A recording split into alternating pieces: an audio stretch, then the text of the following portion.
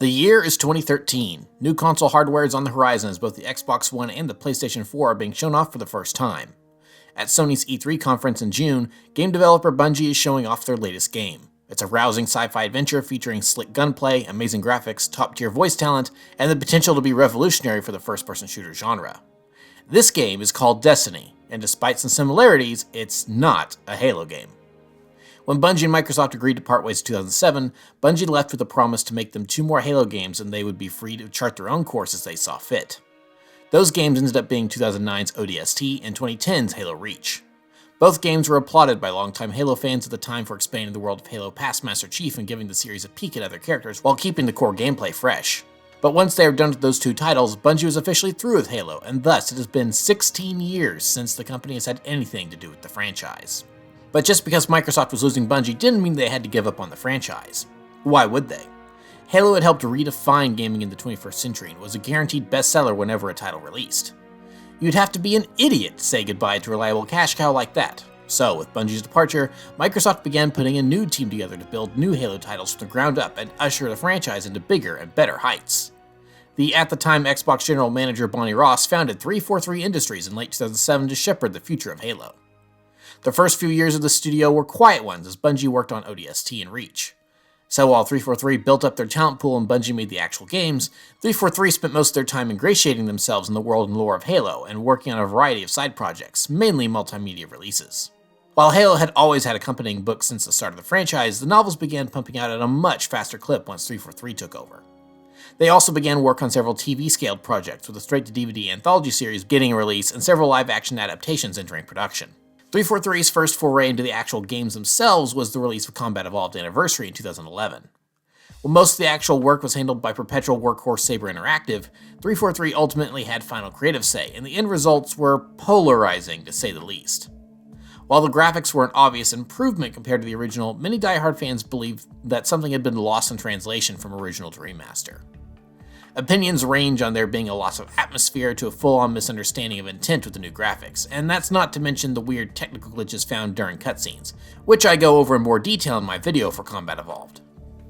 But despite some polarizing opinions from fans, the game still sold well. In the eyes of Microsoft's bean counters, 343 was off to a good start. All the while, as Halo Anniversary was being worked on, the team was also hard at work on their first fully original game in the series. At the time, it had been 4 long years since Master Chief was locked inside a cryopod adrift in space at the end of Halo 3. While Bungie had preferred to explore other areas of the Halo universe, 343 decided to unthaw everyone's favorite Spartan as their true coming-out party. Revealed in 2011 at Xbox's E3 conference, Halo 4 was officially announced for a fall 2012 release, continuing the story of Chief and Cortana right from where the famed trilogy had left off. With newcomers and some old Bungie veterans alike as part of the dev team, 343 had a lot riding on its first release. How do you follow up a legacy like Halo? One could argue the expectations on the studio would be greater than those Bungie had faced when wrapping up the trilogy in 2007. Not only does Halo 4 have to justify its own existence and continue on from a previously satisfying ending, but this new dev team also had to prove themselves worthy of stepping into the shoes of what was, at the time, one of the gaming industry's most lauded developers. It certainly wasn't easy, but Halo 4 released on the Xbox 360 in November 2012 to a resounding meh. While critics were very positive on it, I remember fan reception at the time being much cooler. While I don't recall many people outwardly despising it, it felt as if many thought it was a decent starting point for a new trilogy, but nowhere near as groundbreaking or as fun as the original games. But that was 14 years ago, so how does the game hold up now? In the time I've spent with the game, I found myself all over the map on how I feel when comparing it to the original Bungie titles. In some ways, those games are way better, but in others, Halo 4 finally starts trying to do new things that had me excited to finally see implemented, even if the execution may have left much to be desired at certain points. So with all that said, let's take a look at the good, the bad, and the somewhat questionable choices that kicked off this new era of Xbox's golden franchise. This is Halo 4.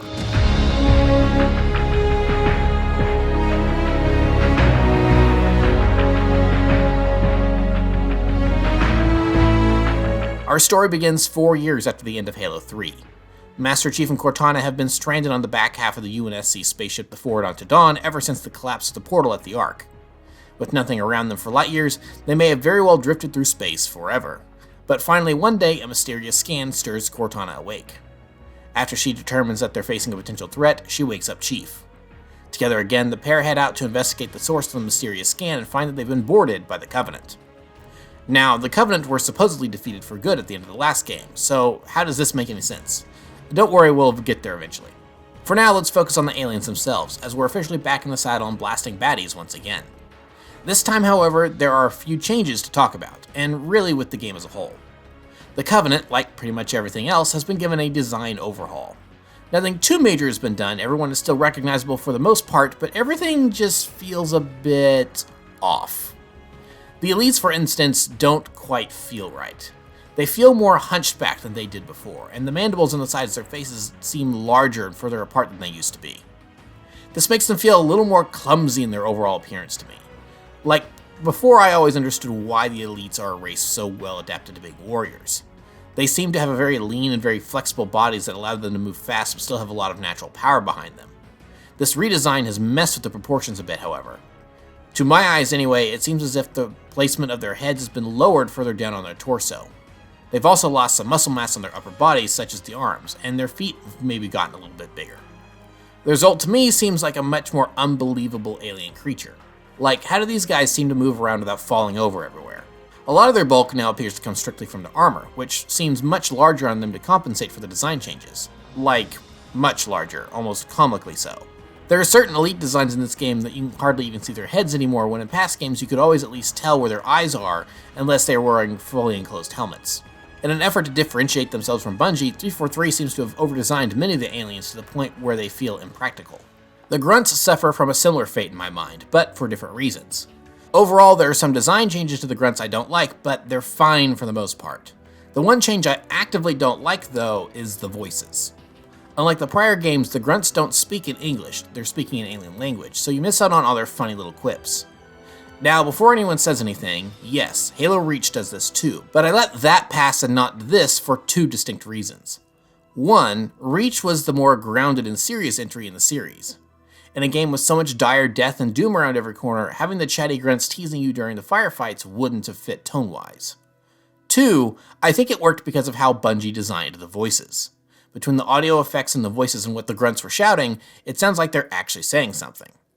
In Halo 4, the grunts sound like they're just shouting gibberish through some weird little filter, and I don't like it at all.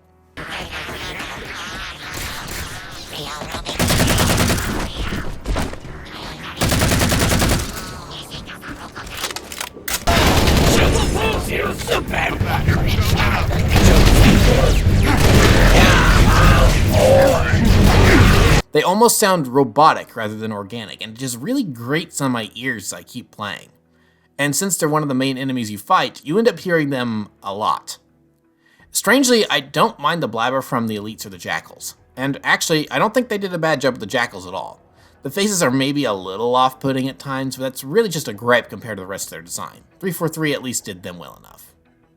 But then we get to poor Master Chief, and even his design is weird. The first version of Chief in Combat Evolved was good and needed some work, and boy did Bungie deliver with their second iteration. The Halo 2-3 look for Chief is easily his most iconic, and is nearly perfect from a design standpoint. Just by looking at him, you immediately understand who this guy is. He's a walking tank, and you better think twice about messing with him. So then we get to Halo 4, and that near-perfect design is replaced with this. Again, 343 clearly wanted to make their own mark on the franchise and chose to deliberately change things up. While Bungie's ideas for Spartans were more physically imposing with large muscles and huge armor, the 343-era Spartans seem to be designed to emphasize more of their physical alterations made to their bodies. With the old style, you could make the Spartans look cool from practically any angle. These new ones, not so much.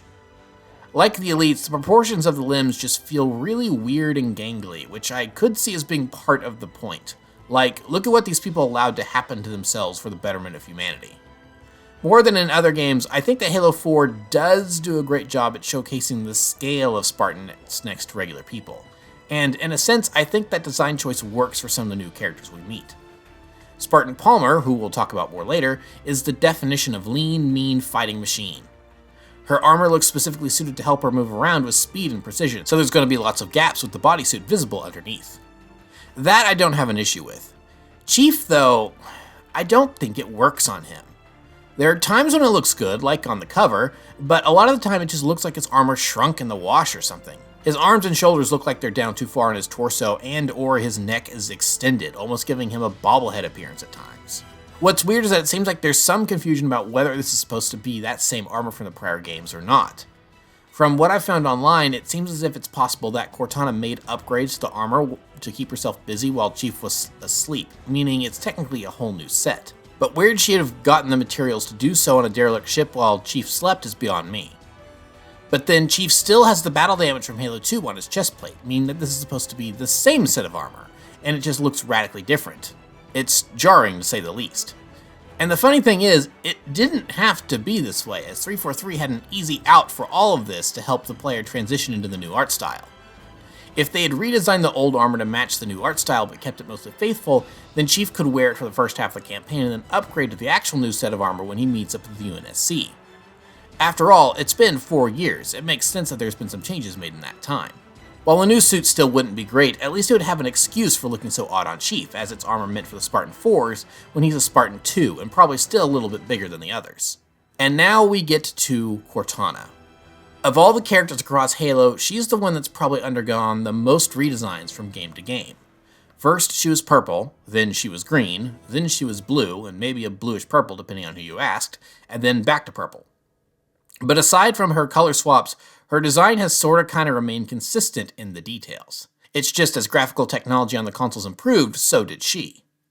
So now we arrive at Halo 4, and let's just say her character is very well defined now. Clearly, people at 343 knew this was a mistake, as she was subsequently redesigned once more for future games. So all of that being said, while I find a lot of the character designs to be questionable, I think one area I do have to give 343 props on is their environments.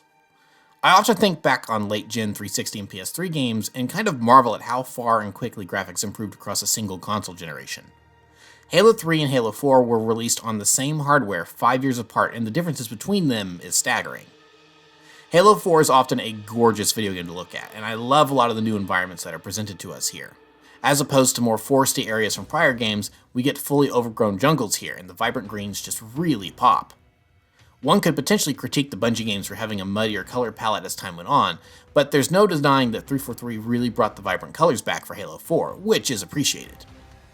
So all that's to say is that the new art style is a really mixed bag, and your mileage may vary on it if you like it or not. So now with that little rant over, let's actually get back to the story. So after Chief wakes up from his nap, the first order of business is getting rid of the invading aliens trying to kill him. In the process of doing so, Chief and Cortana discover they have now fallen into the gravity well of a giant metal planet, and everyone and everything in a nearby radius is getting sucked into it.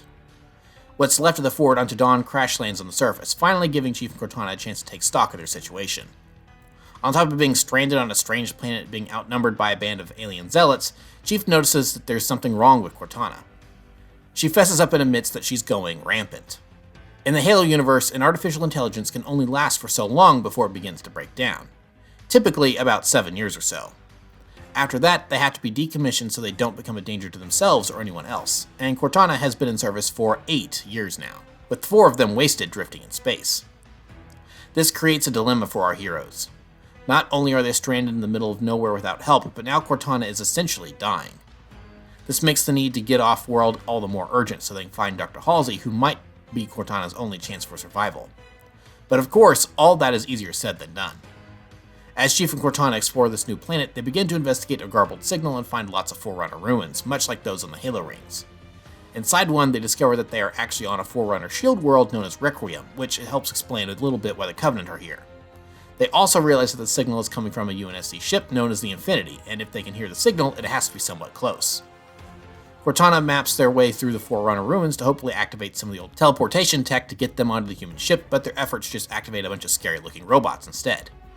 These scary-looking robots serve as the secondary antagonistic faction for the game the way the Flood operated in prior installments. These are all made out of Forerunner technology and so have a few unique tricks up their sleeves when it comes to combat. There are several different models you'll run into across the game, such as the dog-like runners, little flying drones called Watchers, and the big boys, the Knights. When you defeat one in combat, they'll drop Forerunner weapons that Chief will be able to equip, which is handy since there are several sections throughout the game where you won't be able to pick up or restock on human or Covenant ammo. There's just a small problem when it comes to these new enemies and weapons. I pretty much hate all of them for one reason or another. In theory, these new toys at your disposal are pretty cool. The animations as you equip and reload them showcase a weird anti-grav technology that allows the weapons to essentially disassemble themselves to be reloaded, and that's pretty neat. The sound design is also really well done, as all the blast effects are satisfying to listen to, as are the chunky metallic reloading sounds. It reminds me of something out of Transformers. These weapons also can be fun to use, as several of them have alternate firing modes if you zoom in. So a sniper rifle goes from firing in a burst from the hip to only firing one round when zoomed in. That's cool. So when using them against the Covenant, they can be pretty powerful tools to have at your disposal. However, the reason I'm not a big fan of them is because you're primarily going to be using them against the Forerunner enemies, and I hate the Forerunner enemies. While the runners aren't that bad, the Knight and Watcher combos are really irritating to mess with. The Knights, and to a lesser extent most of your cybernetic foes, are very bullet spongy, so you're going to be pouring a lot of ammo into an enemy to try and kill it, which isn't too unusual for Halo. Jackals and Elites have always had shields that need depleting, and Brutes and Hunters have always been able to take a lot of punishment. But what makes it more of a problem here in 4 compared to prior games is that these new Forerunner drones have a nasty habit of teleporting away right when you're about to land the killing blow. So you can waste a few extra rounds trying to kill something that has invincibility frames as it blips out of existence. And when your foes already take a lot of ammo to take down, every shot counts. But that's not even the worst of it. When a Knight or Runner is defeated, they sometimes leave this little bundle of leftover energy floating on the ground. If there's an active Watcher flying around, it'll fly over to that energy and simply revive the enemy you just killed, meaning sometimes you have to kill a whole group of enemies twice in order to progress if you can't kill the Watcher fast enough. And these things are a pain in the neck to deal with too. Not only are they a small target that's constantly zipping around all over the place, thus making it hard to shoot, if they take enough damage, they'll fly out of range for a bit. During this time, I'm pretty sure they restore themselves back to full health and then come back in to pester you some more. They'll do this by shooting at you or assisting their allies by catching your grenades and throwing them back or throwing up shields to protect friendly units. It's all very aggravating, and the weapons at your disposal seem ill-suited for the job. Like most Halo games, the Covenant's arsenal seems to be the best well-rounded for most situations. There's not much that can withstand a Needler, and it's always a great go-to. And while the Forerunner weapons work great on the Covenant, the same can't be said for the bots themselves. Several of the Forerunner weapons do so little damage and are inaccurate even at close range it feels like you might just be better off punching a robot rather than shooting it. Now, I think the idea is that you're supposed to be aiming for certain exposed weak points on the Knights, sort of like how the Hunters are exposed from behind. And that's good in theory, but in practice it doesn't work nearly as well, especially with the stupid teleporting and dashing around some of those things like to do. Good luck hitting the glowing node weak point on its side when the dumb robot is running circles around you teleporting. And being protected by a shield from a flying robot that runs away every time you shoot at it and then comes back the moment you decide to focus on one of the other 48 things trying to kill you. Oh, and on top of that, there's also turrets that'll pop up in random places that the Watchers will also repair if you destroy them. I think I see where 343 was coming from with these new enemies, but the amount of work it takes to kill them is just too much. Either the guns you have need to be buffed, or the enemies themselves need a big nerf. By the end of the roughly 5.5 hour long campaign, I was worn out and sick of fighting these dumb robots and was happy to be rid of them. So anyway, Chief and Cortana acquaint themselves with locals as they work on shutting down several energy beams that are interfering with their ability to contact the Infinity. With each one that Chief shuts down, the signal becomes clear, but it's still not enough to warn the ship away from being sucked into the planet's gravity well. Finally, they reach a communications setup and try to use it, only to realize that it's not a communications device, and instead something much worse. Inside is a scary alien whom the Covenant forces immediately bow to, which doesn't bode well for his friendliness. This is the Didact, our primary villain of the game. And unlike many of the other foes we've faced, simply shooting this one won't work out that great as he displays telekinesis powers and brings Chief in for a quick face-to-face. Time was your ally, human. But now it has abandoned you. The Forerunners have returned. So, quick thing before moving on. The Didact here is a Forerunner, as in the same species that built the Halo rings to exterminate the Flood. This is a big revelation for 2 reasons. 1, holy cow, one of these guys is still alive, that's crazy. 2, this is a retcon. How, you may ask? Well, let's think back to Halo 3 for a moment, when 343 Guilty Spark went crazy and started attacking Chief and friends.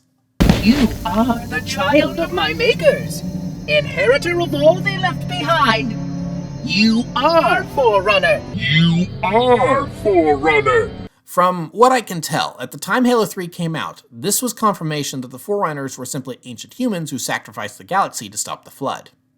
It makes sense, as it certainly explains why humans are the only ones who can activate the rings, and why Guilty Spark always calls Chief a Reclaimer. A Reclaimer of what? Of the ancient humans' technology. After all, they're the same species. So by the end of the trilogy, that little plot thread is all tied up and doesn't need to be explained any further. But then, 343, the studio, not the floating orb, comes along and begins writing Halo 4.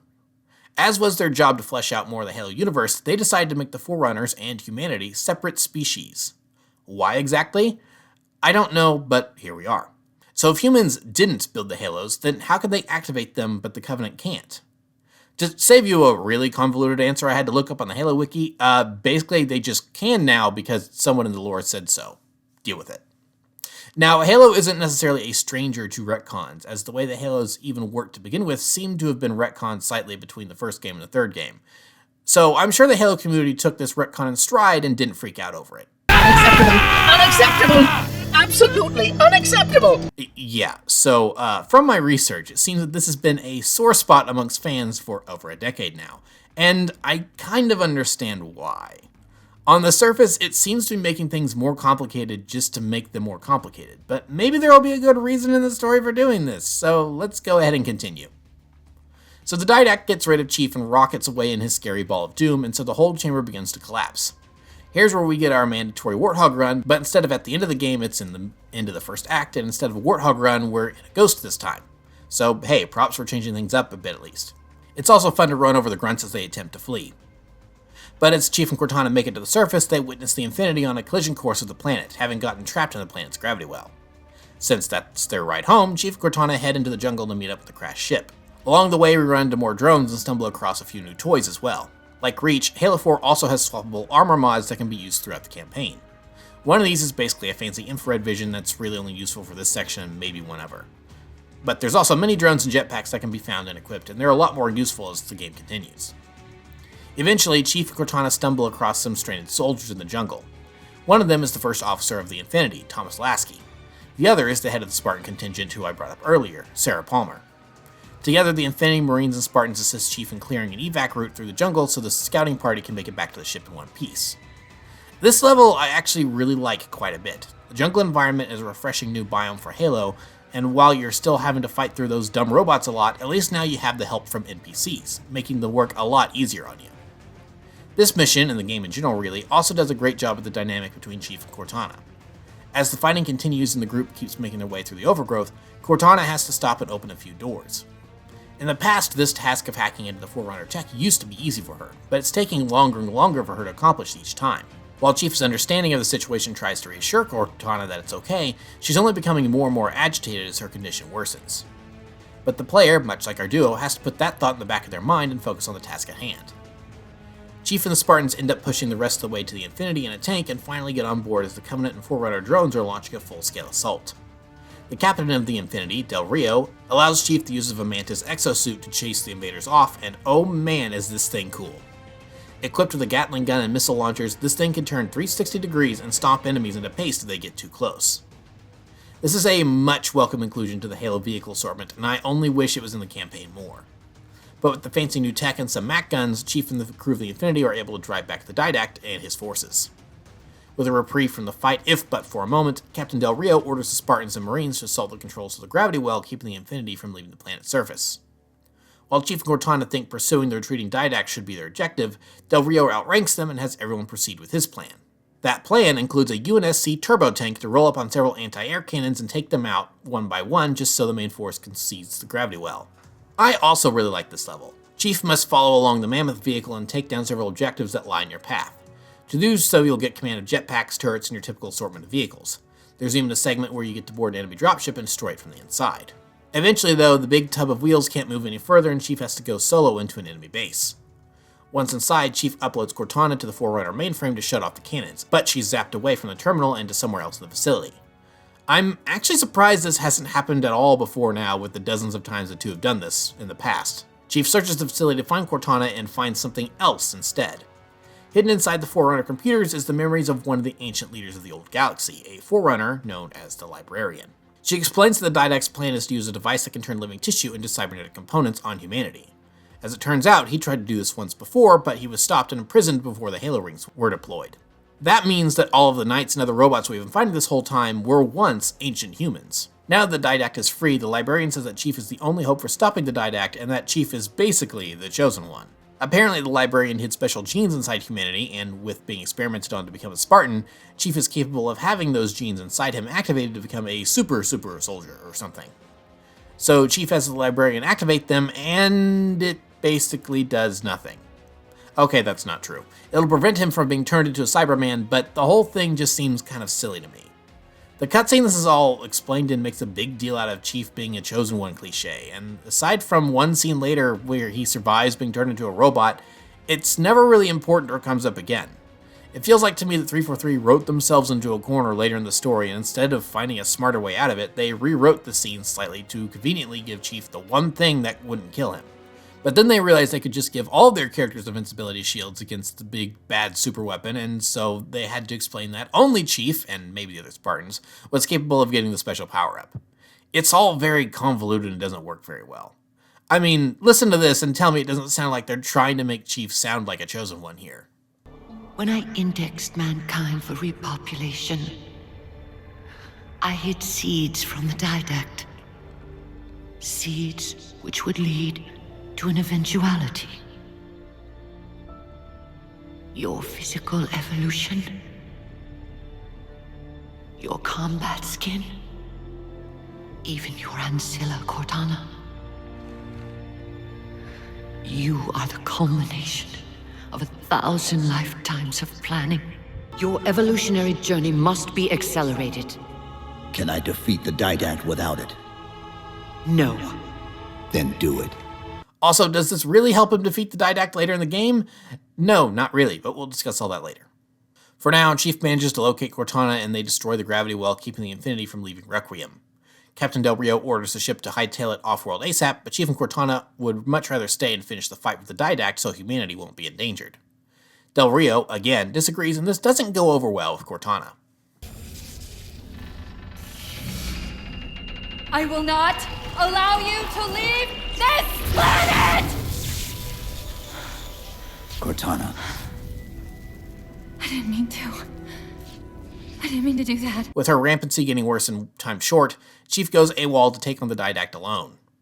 Del Rio actually orders Spartan Palmer to arrest him, but hilariously, everyone we can see on the bridge just stands there like, no. So unable to really do anything else, Del Rio lets Chief walk off and Lasky preps him a Pelican to take off in. What's neat about this is that for the first time ever, we actually get to fly a Pelican. We've been seeing these things shoot and fly around and crash throughout all these games, but we've never been given the opportunity to fly one ourselves until now. And it's pretty cool. But that's about all the good I have to say for this mission. Chief Cortana used the Pelican to fly around the different control towers that are helping the Didact figure out how to get off Requiem, while also shielding his Ball of Doom from attack.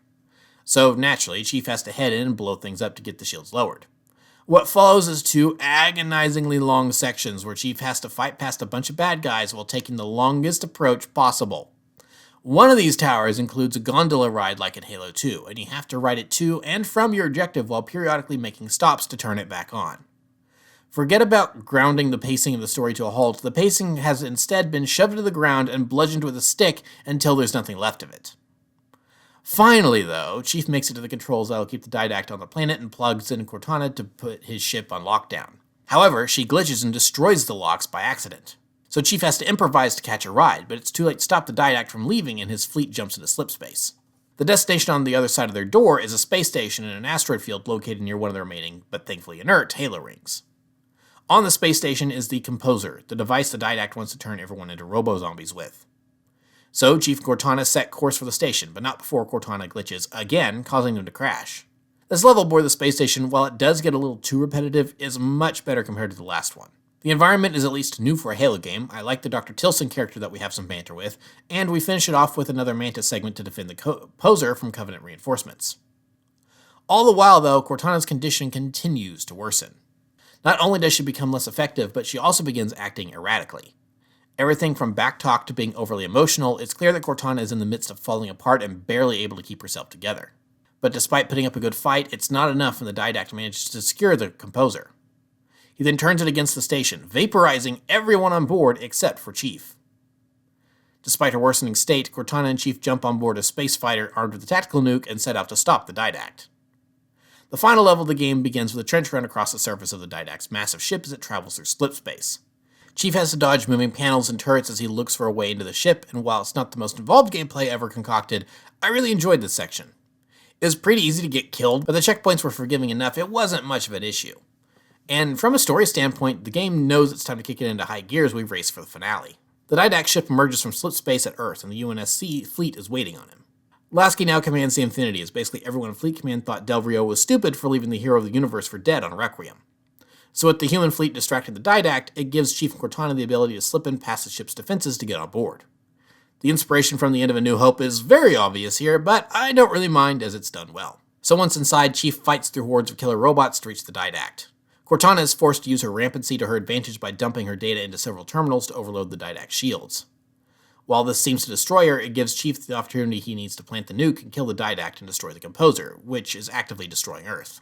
But of course it doesn't all go to plan and Chief is stopped in a suspension field. The various manifestations of Cortana have to come together and keep the Didact busy as Chief grabs the nuke, and they blast him off the edge into his own death ray, finishing him off for good. Chief then detonates the bomb to destroy the Composer, fully expecting to die in the explosion.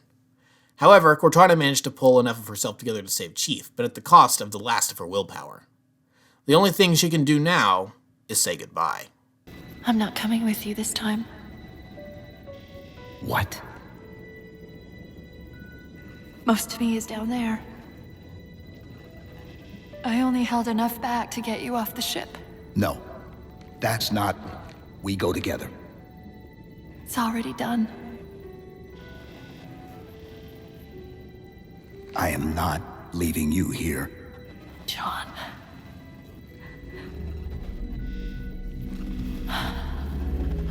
I've waited so long to do that. It was my job to take care of you. We were supposed to take care of each other. And we did. Finally, though, Cortana fades away, leaving Chief stranded in space amongst the wreckage of the Didact ship. He's quickly rescued, though, and given a hero's welcome back to Earth, but the victory is a hollow one without Cortana. As the game ends, Chief watches over Earth from on board the Infinity, alone in his thoughts without Cortana. And so the campaign to Halo 4 comes to an end. So, what do I think? Well, there's a lot here to discuss. Obviously, it's far from a perfect game or a perfect story, much of which I've already brought up. But despite the issues, I think overall I like it. The main reason of why I do is because of, at its core, the story is about the relationship between Chief and Cortana. Since Game 1, these two have been quite the pair, and their chemistry together has been undeniable. There's a few different ways I've heard people interpret them, from being a couple to simply being platonic, but I think it goes deeper than that for both of them. They're true counterparts. It's hard to have one without the other. The closest analog I think I can come up with is a Peter Pan and Tinkerbell. They just fit together and you can't have one without the other. So deciding to end the game with the pair being separated with what looks like for good is a bold choice, especially for 343's first game out of the gate. But as for their aspect of the story, I think it works really well, and a lot of that comes down to the acting between Steve Downes and Jen Taylor. These two kill it every time, and that's no exception here. In fact, this might be their best acting so far, especially from Steve Downes as Chief. There's so much more to Chief in this one compared to prior titles, as you can hear a lot more of his humanity slipping through the facade of the emotionless killing machine. I especially like his interactions with Dr. Tilson in the space station level. He could easily be the type of hero to simply bark orders and pull rank because he's the savior of humanity, but you can tell at the core of Chief's character that he's too humble for that. He has the strength to be gentle and quip around with the regular people when he needs to. Maybe next time you rescue us, you can give us more time to pack. Next time. Conversely, there is so much being asked of Jen Taylor here. Not only does she need to play the regular Cortana we all know and love for much of the game, she also has to portray a great amount of emotional distress and switch moods at the drop of a hat.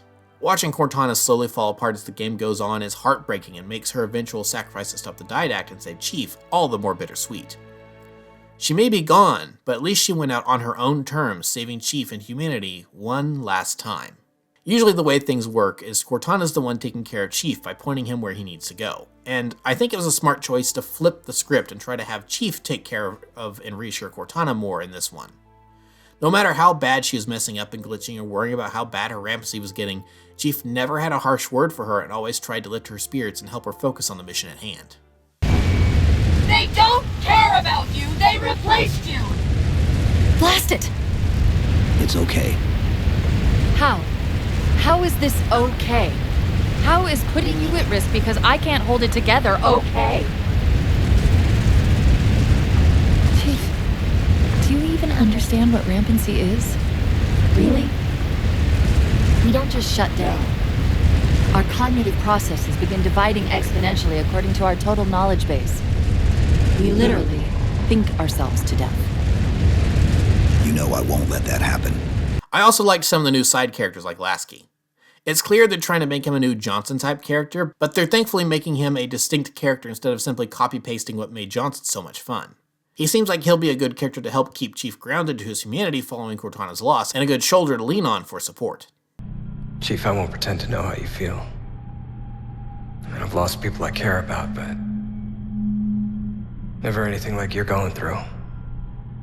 Our duty as soldiers is to protect humanity, whatever the cost. They say that, like, soldiers and humanity are two different things. I mean, soldiers aren't machines. We're just people. I also just like the whole idea of the Infinity to give Chief some place to call home. The original games did so much jumping around, it'll be nice if this trilogy has this central location helping ground everything. But while I liked all that stuff, there's still plenty of issues at hand to talk about before we completely wrap up. The big one is our antagonists. The first one I want to speak on is Del Rio, because he's just a really lazy one. He's the walking embodiment of the out-of-touch authority figure cliche. From the moment he makes contact with Chief, he's got a problem with him for no reason whatsoever.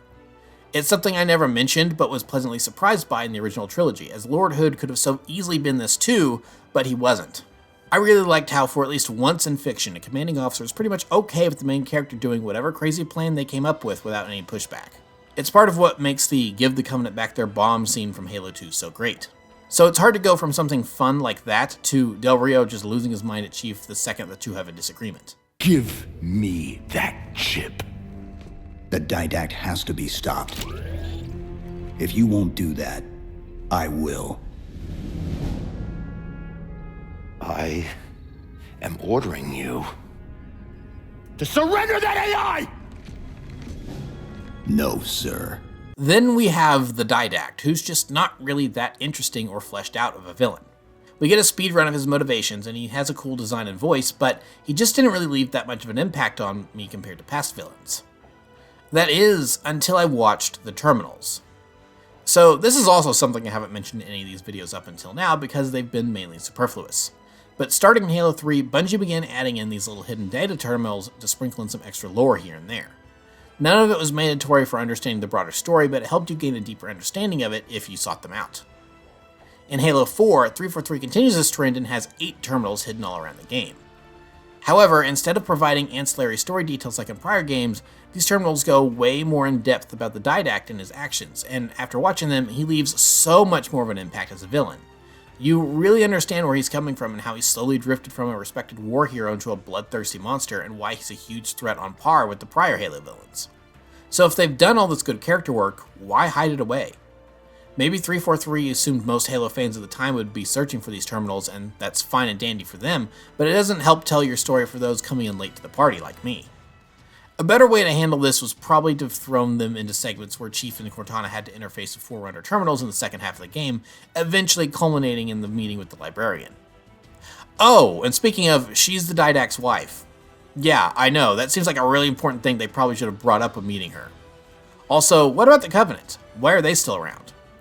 Well, it turns out this is a splinter faction of fanatics that have rallied around an elite who still believes in walking the path, but just thought the hierarchs were a bunch of corrupt heretics. Which, you know, he's not really wrong about. But is this explained well in the game? Nope, I had to look that up on the wiki to figure it out. It's a shame because while the overall story isn't as good as the trilogy, I do think that 343 had something here, and the emotional core of it does work well enough that I can give them a pass on this one. They did the legwork to write a good story, they just didn't quite put all the puzzle pieces together in the right order. I shouldn't have to figure out the main villain's motivations by watching all of the terminals after I'd completed the campaign. But as a first attempt at taking over a much beloved IP, it's not terrible, and a good starting point to learn from for the next game. But before we can get to that next game, the UNSC isn't quite done with Requiem just yet, and so it's time for the Infinity to head back to send some Spartans on some field ops.